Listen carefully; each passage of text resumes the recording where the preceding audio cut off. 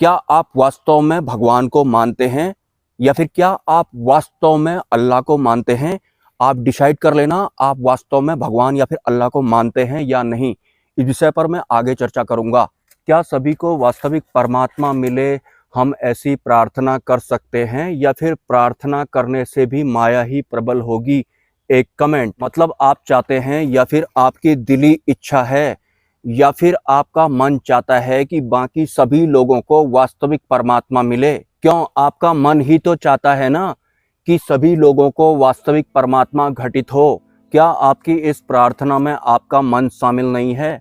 अगर आपको प्रार्थना करनी ही है तो बिना मन के और बिना बुद्धि के करनी है। क्या बिना बुद्धि और बिना मन के आप प्रार्थना कर सकते हैं कि इस संसार के सभी इंसानों को या फिर जीवों को वास्तविक परमात्मा मिले? अगर बिना बुद्धि और मन के आप ऐसा करने का प्रयास करेंगे तो सबसे पहले आपको अपने ही जीव का भास होगा, मतलब अपने होने का भास होगा, जहां बुद्धि और मन शामिल नहीं होंगे। और बुद्धि और मन शामिल होंगे तो आपको अपने शरीर का भास होगा। इसके साथ ही आपको बुद्धि की स्टोरेज या फिर मन जिस तरह से भागता है उसी तरह के भागते भागते आप प्रार्थना भी करेंगे।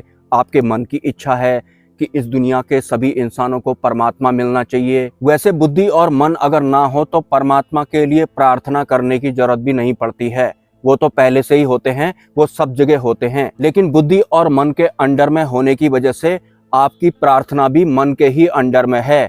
तो मन के अंडर से जो भी आप प्रार्थना करेंगे वो माया के ही अंडर में होगी। इसके फलस्वरूप आपको खुद को भी माया वाला परमात्मा मिलेगा या फिर बाकी लोगों को भी माया वाला परमात्मा ही मिलने वाला है। आज तक भी ऐसा ही हुआ था। और वैसे भी आपको बाकी इंसानों के बारे में बाद में, पहले अपना कल्याण करना है। पहले आपको अपने होने को यानी कि अपने वास्तविक स्वरूप को बुद्धि और मन के थ्रू जानने की कोशिश करनी है। अगर बुद्धि और मन के थ्रू आप अपने होने को जानने की कोशिश करते हैं तो आपको भास होगा कि मेरा ये शरीर है, बुद्धि और मन के थ्रू। और आपकी बुद्धि और मन में जो है उन सब का भी आपको भास होगा। अगर बुद्धि और मन के थ्रू आप अपने आप को जानने का प्रयास करते हैं तो आपको भास होगा कि ये शरीर तो मैं नहीं हूँ और ये बुद्धि भी मैं नहीं हूँ, ये भी मुझे अलग पार्ट लग रहा है, ये मन भी मैं नहीं हूँ, ये भी मुझे कोई अन्य व्यवस्था लग रही है। लेकिन फिर भी कहीं ना कहीं आपको अपने होने का एहसास होगा। बुद्धि और मन नहीं होंगे तो मे भी जिस होने का एहसास आपको बुद्धि और मन रहित होता है तो वो आपका जीव होता है। सबसे पहले आपको अपने जीव का भास होगा, मतलब इस शरीर के डायरेक्ट अंदर वाला जो शरीर होता है वो जीव होता है, जिसे आप एस्ट्रल बॉडी भी कह सकते हैं या फिर सूक्ष्म शरीर भी कह सकते हैं। अब हमारा जो ये दूसरे नंबर का शरीर होता है जिसे कि आप सूक्ष्म शरीर या फिर एस्ट्रल बॉडी कह सकते हैं, यही सबसे ज्यादा बुद्धि और मन के कनेक्शन में होता है। हालांकि बुद्धि और मन रहित अगर आप अपने आप को जानने की या फिर अपने होने को जानने की कोशिश करेंगे तो आपको अपने होने का एहसास होगा, वो जीव होगा। जहां आपको लगेगा कि बुद्धि ना हो और मन ना हो तो भी मैं हूं, मैं कहीं ना कहीं तो फिर भी हूं, वो जीव होता है। आपको अपने जीव का एहसास या फिर अपने सूक्ष्म शरीर का एहसास कुछ इस तरह से होगा कि बुद्धि अलग है, मन अलग है, लेकिन फिर भी मैं हूं। ये शरीर भी मैं नहीं हूं लेकिन फिर भी मैं हूं, कहीं ना कहीं तो हूं। हालांकि बुद्धि और मन के ना होने के बावजूद आपको अपने जिस होने का एहसास होगा वो आपका वास्तविक शरीर नहीं होगा। सबसे पहले तो आपको अपने जीव का भास होगा, मतलब अपनी एस्ट्रल बॉडी का भास होगा। हालांकि वो भी आपको बड़ी रिलैक्स या फिर शांत जैसी लग रही होगी, लेकिन वो वास्तविक स्वरूप नहीं है आपका।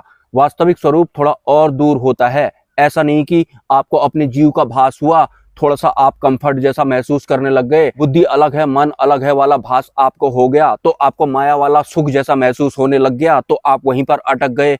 अटकना तो कहीं पर नहीं है आपको, वरना बहुत सारे लोगों को जैसे ही प्रकाश दिखाई पड़ा था तो उन्होंने प्रकाश को ही परमात्मा मान लिया था। साधना के दौरान जैसे ही किसी साधक को प्रकाश दिखाई पड़ता है बहुत चमकीला जैसा, तो उस वक्त अगर उसकी बुद्धि और मन शांत हो जाते हैं तो उसे ऐसा लगेगा कि इस प्रकाश को देखने की वजह से या फिर इसका अनुभव होने की वजह से ही मैं शांत हुआ हूँ या फिर मैं भार रहित जैसा हुआ हूँ। तो सीधी सी बात है, यही परमात्मा होगा। प्रकाश परमात्मा नहीं होता है। वास्तविक परमात्मा की सृष्टि में या फिर वास्तविक परमात्मा के अनुभव या फिर अनुभूतियों में प्रकाश और अंधकार भी नहीं होता है, लेकिन फिर भी वो होते हैं। अभी तक इस शरीर के सहारे हम अंधकार और प्रकाश की वजह से ये सब कुछ देख या फिर जान पाए हैं या फिर हमारी इंद्रियां इनको महसूस कर पाई हैं, लेकिन परमात्मा की सृष्टि में प्रकाश और अंधकार नहीं होता है। तब भी हम वार्तालाप कर रहे होते हैं, तब भी सब कुछ हो रहा होता है, ऊपर से भार सहित नहीं होता है, भार रहित सब कुछ हो रहा होता है। तो सोचिए जहां प्रकाश और अंधकार नहीं होता होगा वो कैसा वाला होना होता होगा। अभी अगर आपको अपने जीव का एहसास होता है जो कि आपको थोड़ा बहुत भार रहित जैसा महसूस होगा, लेकिन वो वास्तविक परमात्मा नहीं होता है। मतलब थोड़ा बहुत अगर आप सरल हो गए तो आपको वहीं पर रुक नहीं जाना है।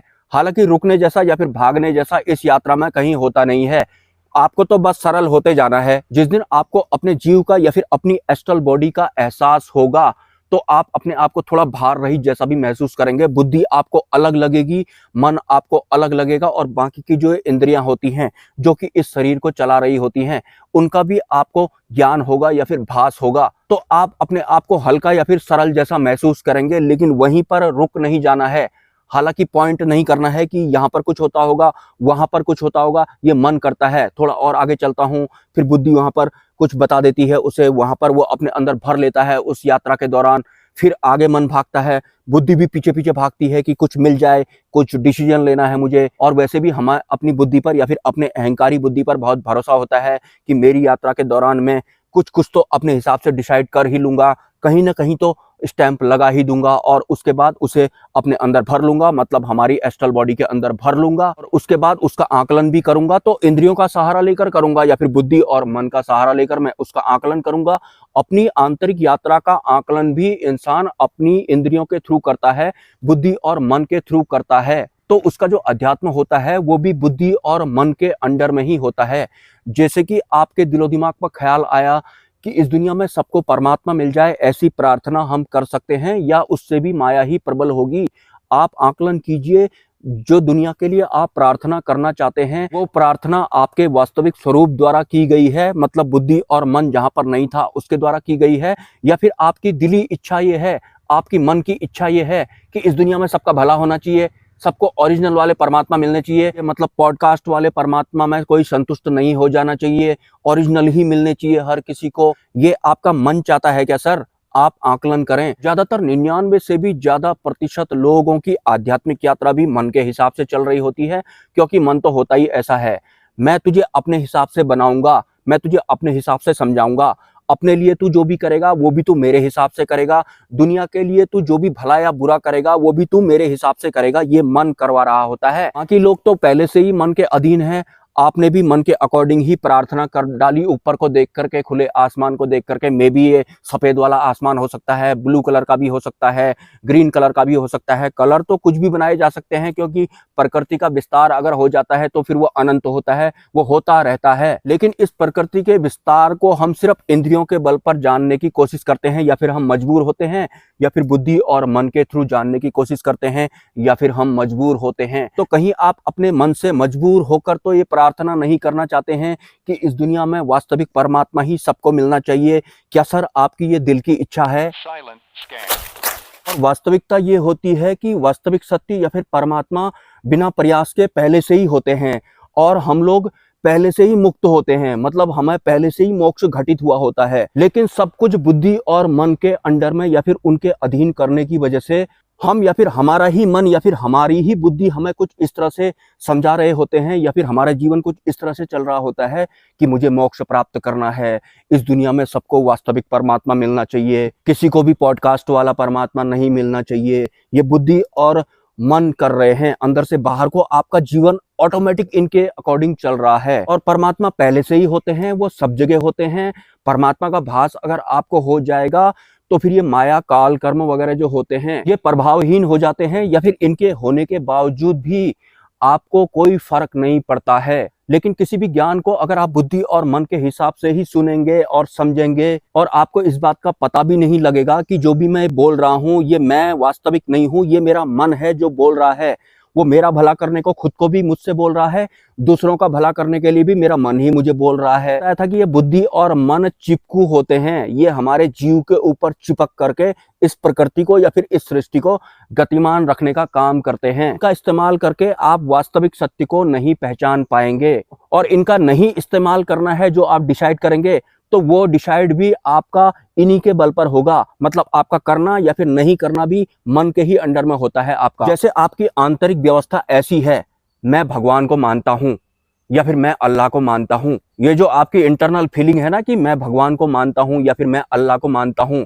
ये जो आपका मानना है ना, ये मन के अधीन है आप, कि मैं भगवान को मानता हूँ या फिर मैं अल्लाह को मानता हूँ। और अगर आप ये डिसाइड कर लेते हैं कि मैं भगवान को नहीं मानता हूँ, मैं अल्लाह को नहीं मानता हूँ, तो आपका ना मानना भी मन के अंडर में है, बुद्धि के अंडर में है।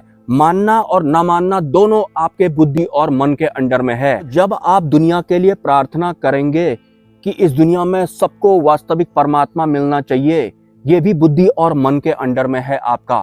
और अगर आप ये डिसाइड करते हैं कि मैं ये प्रार्थना नहीं करूंगा क्योंकि ये बुद्धि और मन के द्वारा करवाई जाएगी या फिर इनके अधीन होने की वजह से ही मैं नहीं भी करूंगा और करूंगा भी, तो ये दोनों डिसीजन भी आपके बुद्धि और मन के अंडर में है। मतलब आपका मानना और ना मानना दोनों एक ही होते हैं। भगवान को मानना और भगवान को ना मानना या फिर अल्लाह को मानना या फिर अल्लाह को ना मानना दोनों आपके मन के अंडर में है।